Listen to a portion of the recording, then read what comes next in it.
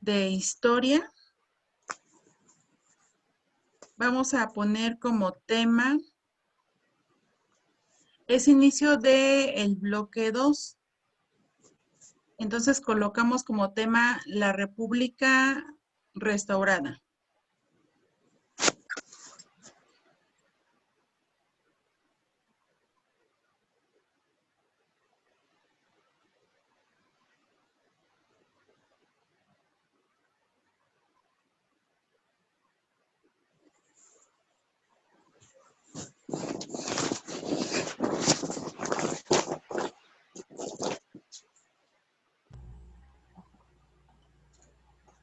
¿Ya notamos el tema?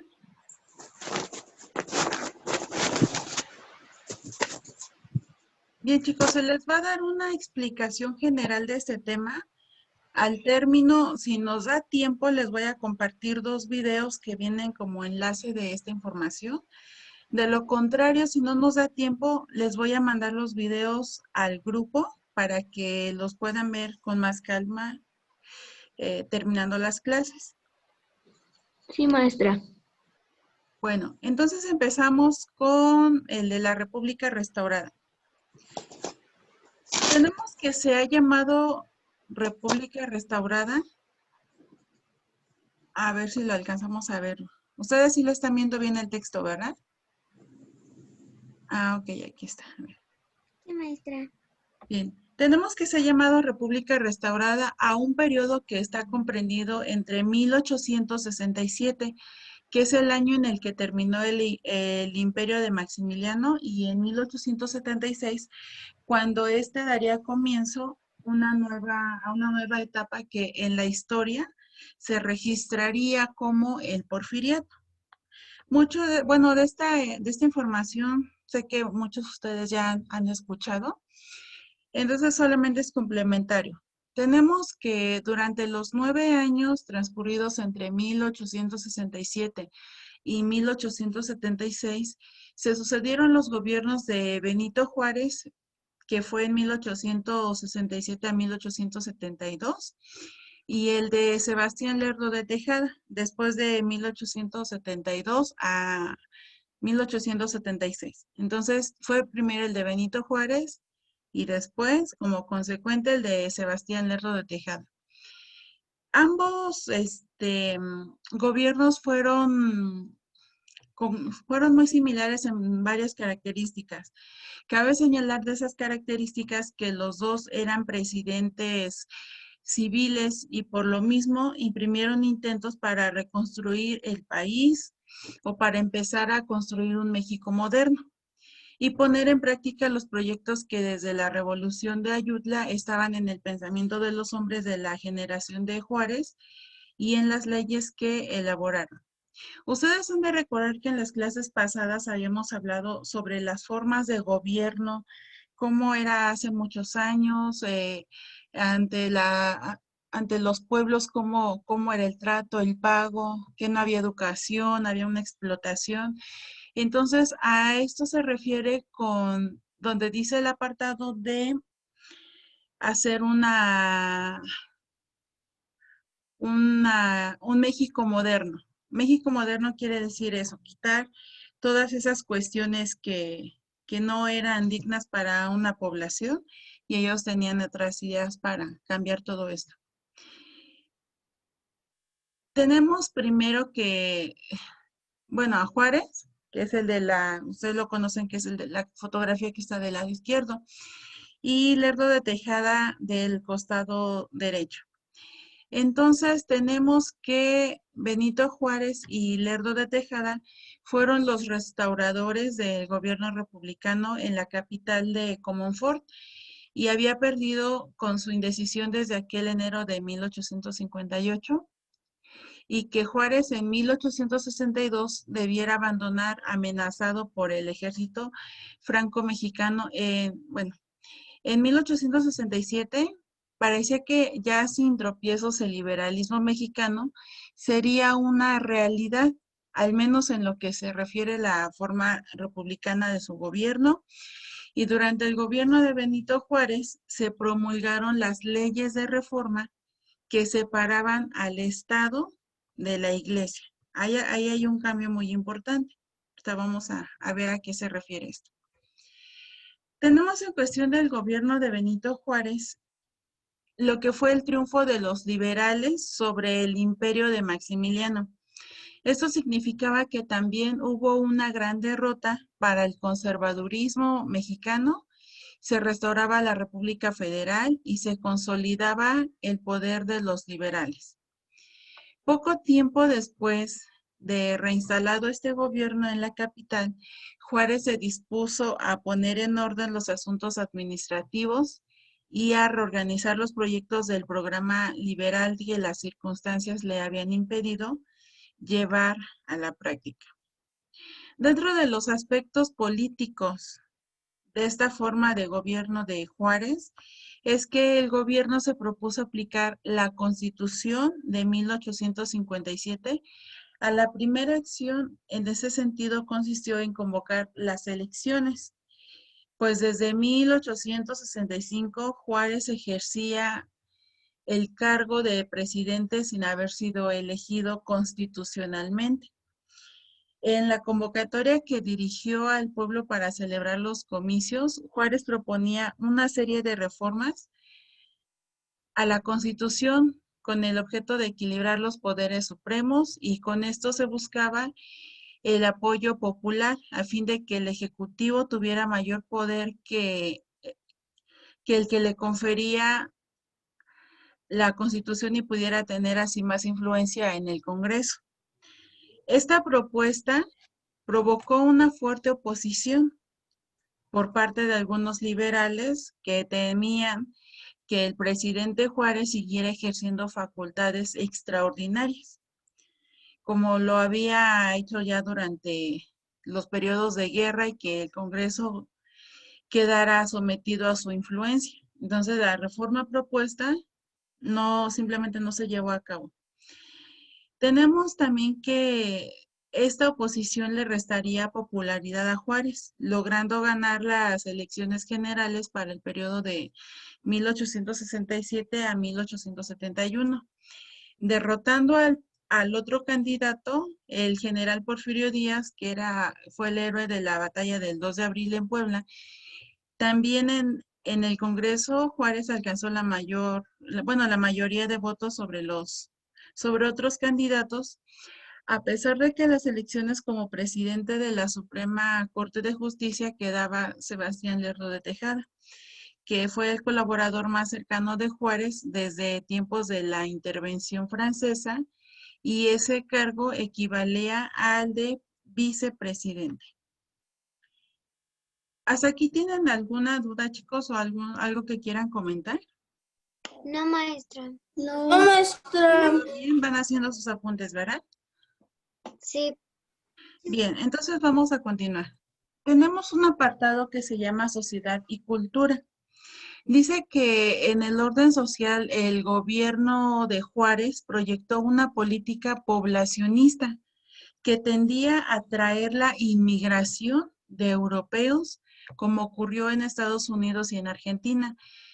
Pero eso no pudo realizarse porque en el extranjero se desconfiaba de la seguridad interna de México y los europeos no encontraban aliciente alguno para venir a radicar a un país que, bueno, en ese entonces era muy, muy conflictivo. Entonces, el gobierno lo que se propuso fue dotar a cada campesino de un rancho de pequeñas dimensiones en el que trabajara esa tierra y criara ganado libremente. Pero esta idea o propuesta era difícil de alcanzar porque la clase trabajadora campesina había estado acostumbrada por siglos al trato paternalista del hacendado. Ya recordamos que era un pueblo muy humillado, muy explotado, que no tenía derecho a la educación, que la forma de pago, bueno, no la forma de pago, el pago que se les daba por un servicio que hacían, pues era mínimo o mínimo de lo mínimo, no realmente se les pagaba muy poco. Entonces, a eso es a lo que se refiere con que la clase trabajadora pues ya había estado acostumbrada Fíjense qué tan fuerte es esto que está viviendo por muchísimos años en una manera con muchas necesidades, ya para ellos ya era normal. Entonces el llegar y decirles, te voy a regalar este pedacito de tierra, trabájala y cría ganado, pues no era algo para ellos normal, porque como les comento, no estaban acostumbrados más bien estaban acostumbrados a otro tipo de vida. Entonces, tenemos que durante cientos de años, bueno, se habían encerrado en aquella condición de servidumbre y no sabían qué hacer ahora con su nueva libertad. Fue todo un cambio. Entonces, en el orden cultural, la administración de Juárez creó un vasto sistema educativo, fundamentado en la filosofía positivista, con lo que se buscaba dotar a los mexicanos del instrumento intelectual necesario para impulsar el desarrollo científico y técnico alcanzado por los países industrializados. Entonces, esta filosofía pedagógica iba muy de acuerdo con los propósitos del liberalismo mexicano, puesto que armonizaba con el liberalismo europeo, orientados hacia una educación laica. Hablar de educación laica, acuérdate que no se involucra tu educación con alguna doctrina religiosa.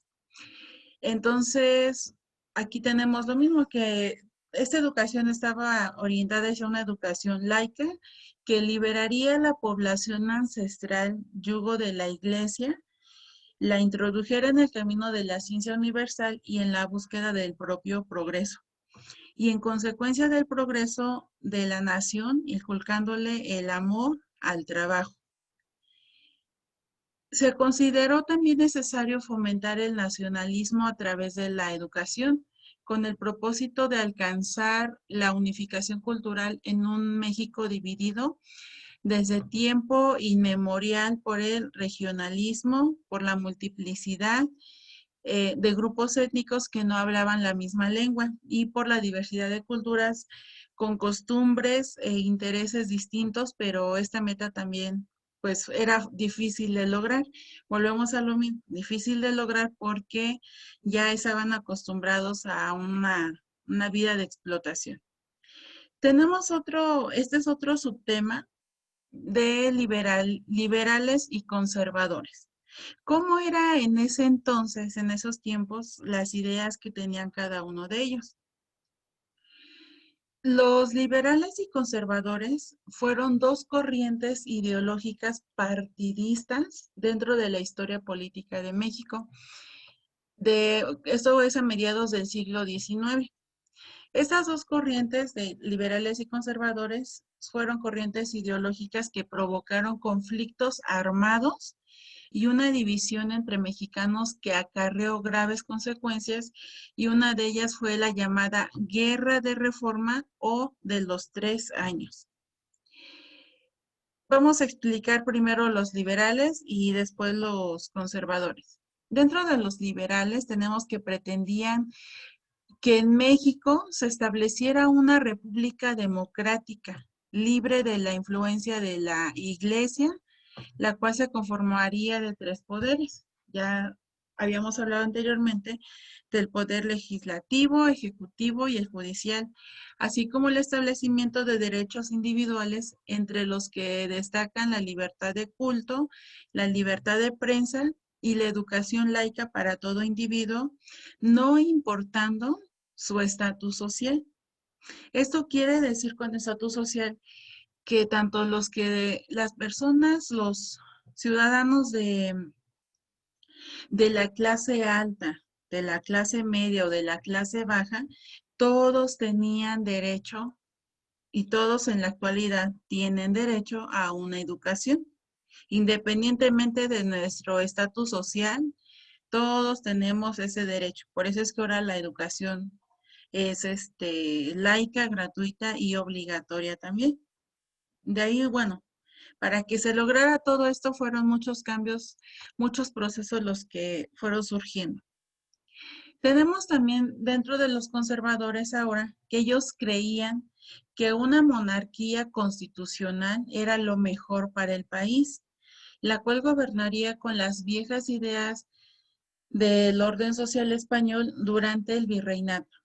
La Iglesia continuaría siendo pilar fundamental de la educación, la cual solo estaría destinada a gente con poder monetario, es decir, la gente de clase alta era la única que podía tener derecho a la educación y a base de las doctrinas de la Iglesia. Entonces, también entregando privilegios solo a individuos con estatus social muy alto.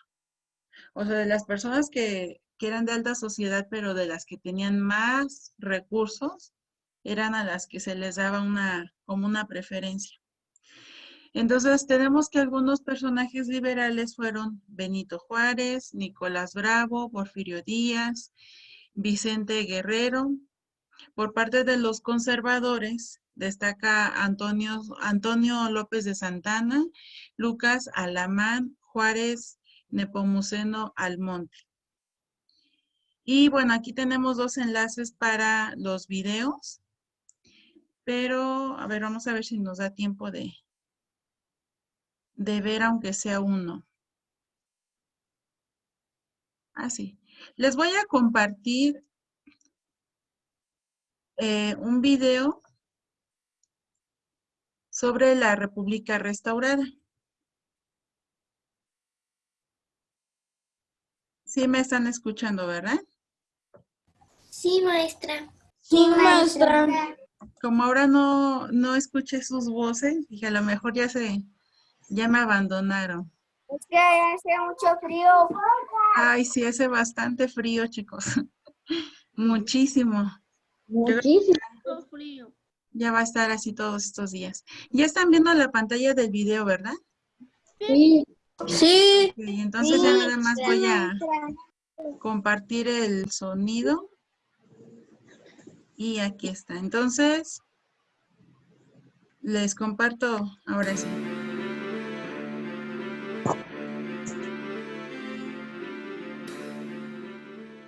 Por la magnitud de los conflictos internos que vivía México a mediados del siglo XIX, era complicado definir la vida política del país.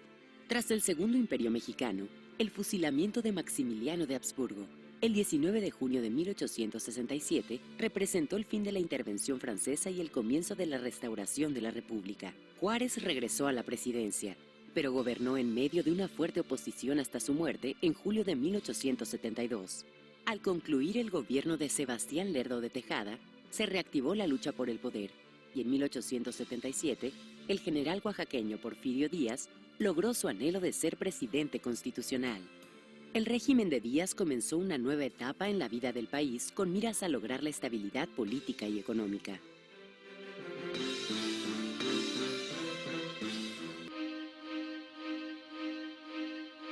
Una vez derrotado el Segundo Imperio Mexicano, el poder de los liberales resultó fortalecido y comenzó la restauración de la República. Benito Juárez regresó a la Ciudad de México el 15 de julio de 1867 y convocó elecciones en agosto. Él mismo contendió por la presidencia, ya que la Constitución de 1857 permitía la reelección. Sus contrincantes fueron Sebastián Lerdo de Tejada, uno de sus más cercanos colaboradores, y Porfirio Díaz. Ninguno de los candidatos obtuvo la mayoría absoluta, pero el Congreso declaró electo a Juárez y Lerdo de Tejada asumió el cargo de presidente de la Suprema Corte de Justicia. Díaz se retiró a su hacienda de La Noria en Oaxaca. A pesar de haber luchado por la Constitución de 1857, Juárez no pudo gobernar con ella y tampoco logró unificar al Partido Liberal. De hecho, después del triunfo se agravaron las diferencias internas de liberales. En 1871, Juárez fue reelecto por tercera vez para la presidencia, pero tuvo que enfrentar a sus adversarios que no se resignaban a la derrota y lo hostigaban por medio de la prensa. A generales inconformes que organizaban revueltas y a bandas de saqueadores que asolaban caminos y poblados aislados. También debió atajar la insurrección de Porfirio Díaz y el plan de La Noria del 8 de noviembre de 1871 que declaraba: la reelección indefinida, forzosa y violenta del Ejecutivo Federal ha puesto en peligro las instituciones nacionales.